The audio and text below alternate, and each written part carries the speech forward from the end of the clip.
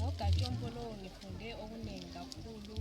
Ngibonga abalimisi, ngisithi ngibonga umlimisi ophansi kwethu uManyathela osifundisa izifundo zokuthi ugatshompo wenziwa njani.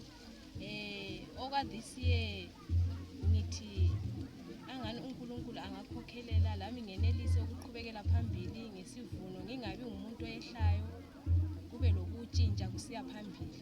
Ngiyabonga.